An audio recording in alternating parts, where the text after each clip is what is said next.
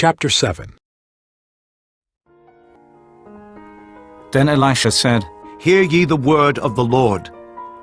Thus saith the Lord, Tomorrow, about this time, shall a measure of fine flour be sold for a shekel, and 2 measures of barley for a shekel, in the gate of Samaria. Then a lord on whose hand the king leaned answered the man of God, and said, Behold, if the Lord would make windows in heaven, might this thing be? And he said, Behold, thou shalt see it with thine eyes, but shalt not eat thereof.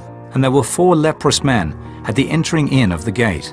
And they said to one another, Why sit we here until we die? If we say, We will enter into the city, then the famine is in the city, and we shall die there.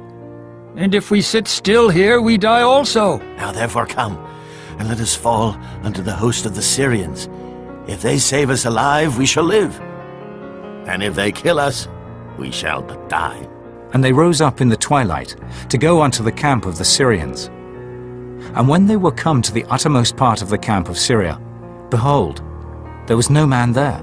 For the Lord had made the host of the Syrians to hear a noise of chariots, and a noise of horses, even the noise of a great host. And they said one to another, Lo, the king of Israel hath hired against us the kings of the Hittites, and the kings of the Egyptians to come upon us. Wherefore they arose and fled in the twilight, and left their tents, and their horses, and their asses, even the camp as it was, and fled for their life. And when these lepers came to the uttermost part of the camp, they went into one tent, and did eat and drink, and carried thence silver and gold and raiment, and went and hid it, and came again, and entered into another tent, and carried thence also, and went and hid it. Then they said one to another, We do not well. This day is a day of good tidings, and we hold our peace. If we tarry till the morning light, some mischief will come upon us. Now therefore come, that we may go and tell the king's household. So they came and called unto the porter of the city. And they told them, saying, We came to the camp of the Syrians, and behold, there was no man there, neither voice of man, but horses tied, and asses tied, and the tents as they were. And he called the porters, and they told it to the king's house within. And the king arose in the night, and said unto his servants, I will now show you what the Syrians have done to us. They know that we be hungry.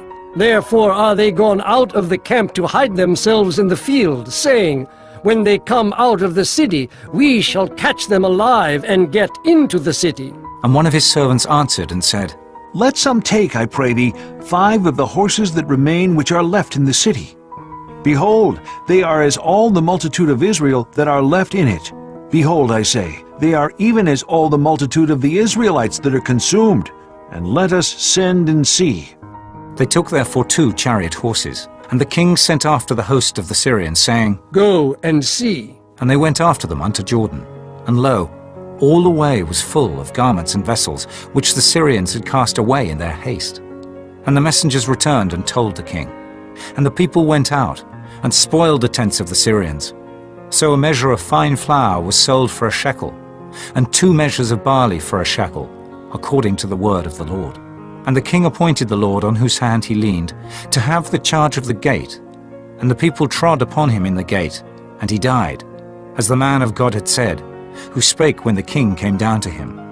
And it came to pass, as the man of God had spoken to the king, saying, 2 measures of barley for a shekel, and a measure of fine flour for a shekel, shall be tomorrow about this time in the gate of Samaria.